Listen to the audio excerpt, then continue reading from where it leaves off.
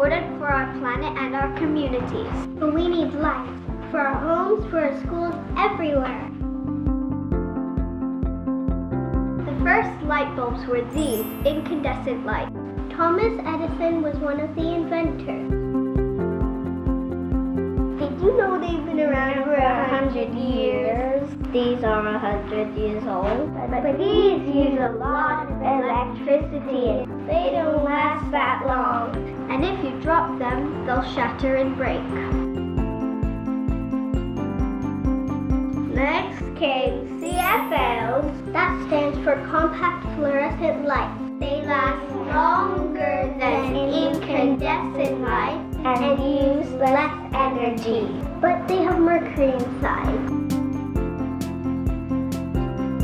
Sometimes it takes a few seconds for it to turn on, and I think they're ugly. Then a smart scientist invented the LED bulb. These last longer and use less energy than CFLs. These get really hot and you can't touch them. And the heat shortens the lifespan. Affects their performance. To make them last longer, they need the heat sink. What's different from a kitchen sink? Some heat sinks are made of aluminum, and some are made of ceramic. And they make it really heavy.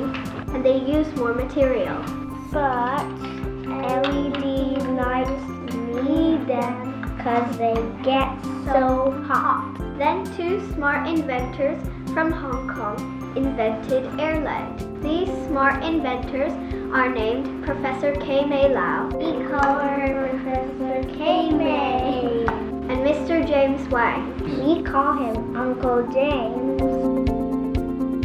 Professor K-Mei is in charge of electrical engineering at the Hong Kong University of Science and Technology.